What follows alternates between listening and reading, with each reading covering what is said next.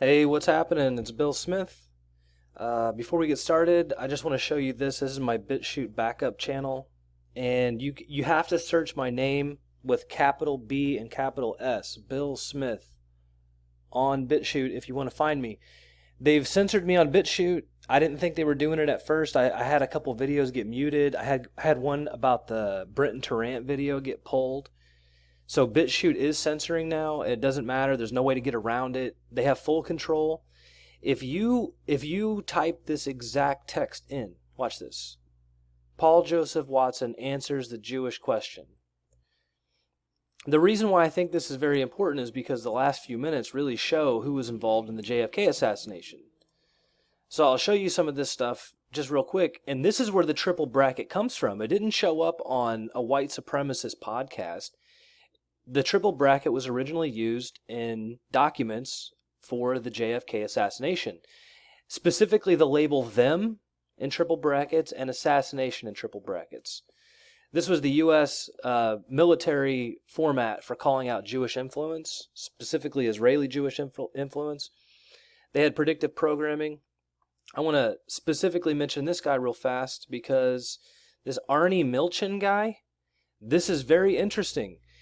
Arnie Milchan is active today, and he's tied in with Jason Goodman. And Jason Goodman just got sued in court. And you can check out those court documents. I have them on a pinned comment 2 or 3 videos ago. So he's involved with like the Cicada 33 people. I don't even know those guys' names. I think Titus Frost, his name might have been in there. It was a bunch of people that I feel like had a little group. And it makes sense because Arnie Milchan's name is brought up in those court documents. And he's the guy who's been running protection schemes on JFK cover-ups since the 70s. So he produced the JFK film, which never called out Israeli influence, never talked about the nukes that JFK was trying to keep them from getting. Anyway, it was a really good video that pointed out a lot of different stuff. And this is why I wanted to bring it up, because that's Alan Dershowitz. Now, Alan Dershowitz is Jeffrey Epstein's pedophilia defense lawyer. He's the youngest tenured professor in Harvard University history. He was on the Dream Team for O.J. Simpson. This guy defended O.J. Simpson and Jeffrey Epstein and a lot of other people. And he's saying you should be able to use your influence. We should never apologize for our Jewish influence and using it. And just, I mean, they're bad people, man. Moving on. Real quick, this is vote.co. You can come here and check this out. A lot of really great information gets surfaced right here on this board. It's a good place to come check it out. There is some harsh language, so if you're not familiar with the Chan speech, you might not want to come here a lot, but this is way better than checking Drudge Report now. Way better. Okay, so this is the document, and there's been some initial fake news, false news, whatever. Some of the initial stuff said that Jeffrey Epstein's case was going to be tried by Comey's daughter, and while it is true that she does work for the state of New York prosecutor's department, she's not the lead prosecutor. So we're just going to read through this real quick. This is the full thing. I'm trying to get through as much as we can. This is grand jury charges, sealed indictment being unsealed. Shout out to Mike Cernovich. He was kind of the one that made this all happen. It wasn't like a deep state leak. Unless he's part of something, I don't know. So it says, overview. As set forth herein, over the course of many years, Jeffrey Epstein, the defendant, sexually exploited and abused dozens of minor girls at his home in Manhattan, New York, and Palm Beach, Florida, among other locations.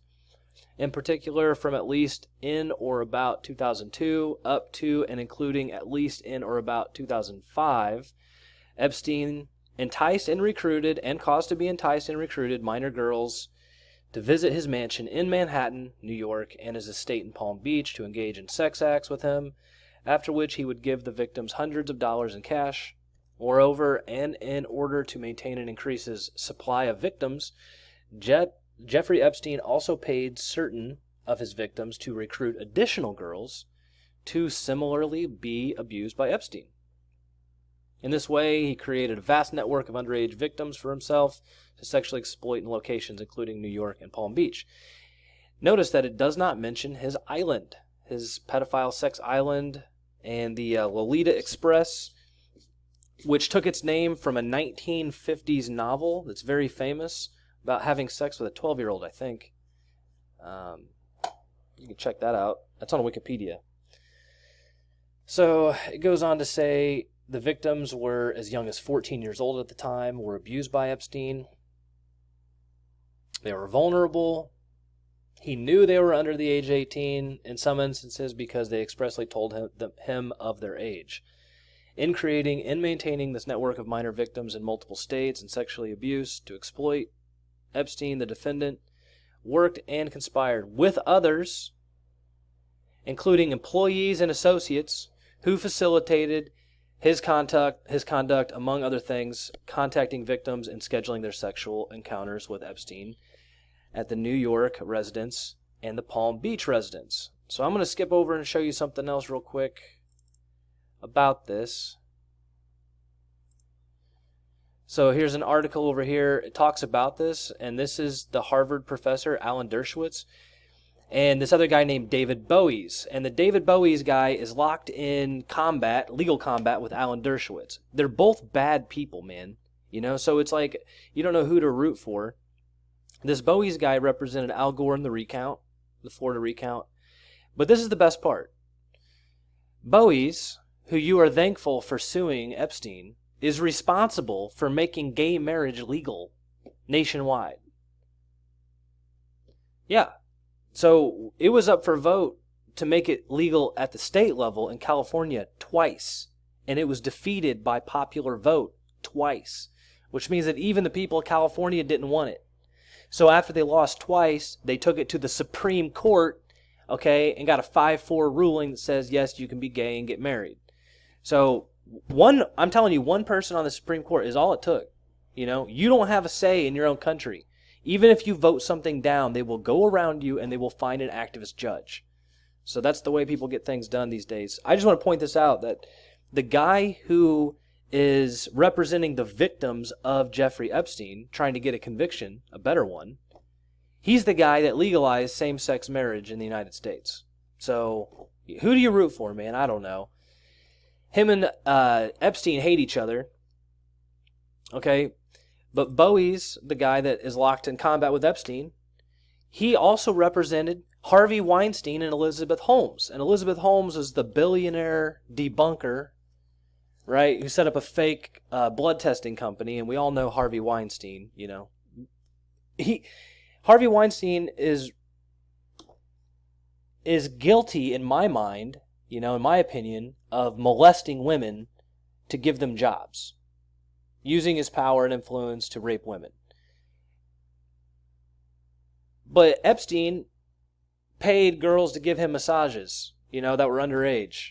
And it just seems like these people don't really have any kind of moral attitude. And it's like everybody loses, you know, like who do you root for between these people? Alan Dershowitz seems like a dirtbag to me.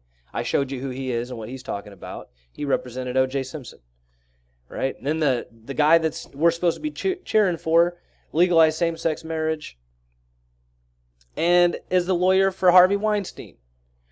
And both these cases have to do with, like, you know, getting illicit massages, among other things.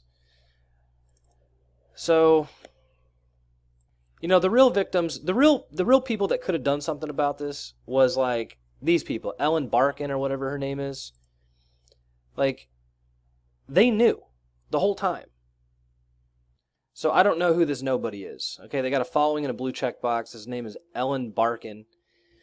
But they want to pivot this over to Trump, and I don't really think... I can't take anybody's side on this one.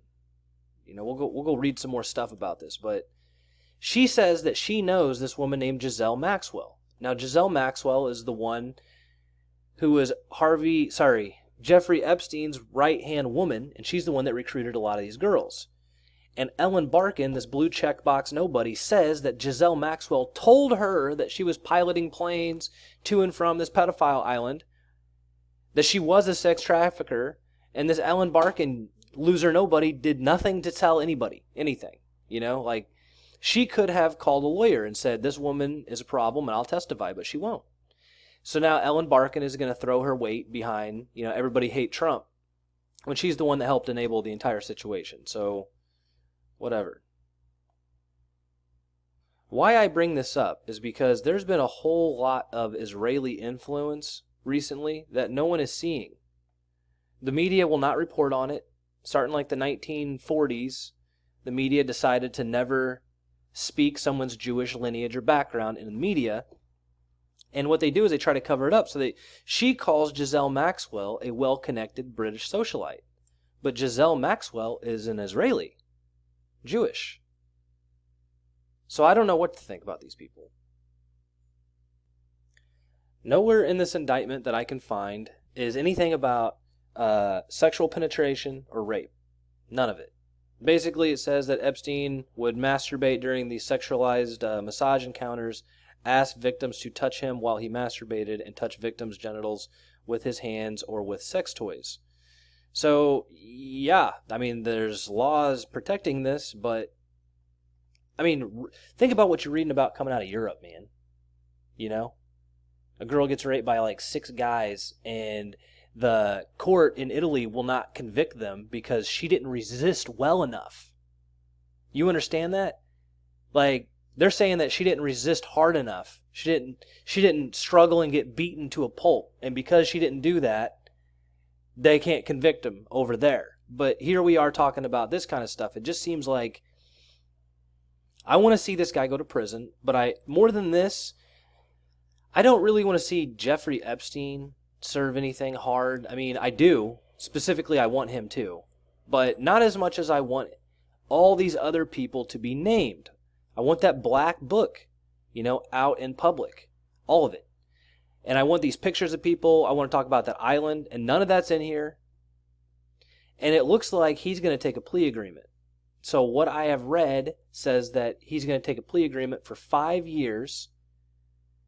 And it's only going to name some of the people. Not all of them. And it sucks because unless there's a lot of stuff, I read that there's documents that are yet to be unsealed. I haven't seen all the documents yet. But this is fairly basic. I mean, there's not a lot here, and it looks like this could be easily plead out, which sounds like that's what it's going to do. So I found it here from Zero Hedge. I don't really even want to say this guy's name. I don't really like him. But it says Epstein's lawyer has already made an offer to New York. Epstein will agree to cooperate with the investigation, including giving up the names of individuals that paid for activities with underage girls in exchange for a maximum sentence not to exceed 5 years. But then somewhere in here it says, like, not everything. It says that he should not be allowed. He's a flight risk. He was caught with some underage pornography pictures. And, I mean, there's a lot of weird stuff about this. The weirdest stuff is that lawyer I was showing you about. This guy back here. Dershowitz. So Dershowitz, the interesting thing about him is that he was friends with Epstein. Okay, he's not just a lawyer. He's friends. And he has been fighting this case. He tried to get the Bowie's guy, the guy that's argued and won gay marriage in front of the Supreme Court. He tried to get him disbarred from like 4 states. He's done anything he can to defeat this. And then when it looked like these documents were actually going to come out, he said, "No, I want them to come out because it'll exonerate me. And really, I'm just trying to protect everybody else." But he's in this black book from Jeffrey Epstein. He flew on that plane. In the flight manifest, he didn't fly down to the island, but he did fly on the Lolita Express. And everybody knows about Bill Clinton flying like 30 times. Bill Clinton, Skeezy Bill, he's down there doing all kinds of who knows what. I mean, Stephen Hawking is pictured down there on that island. All right, I'll leave it here. Pence's lawyer is the godfather of Comey's daughter. Think about that. This guy standing next to him at the 4th of July speech from Trump is the guy who let Epstein off the hook.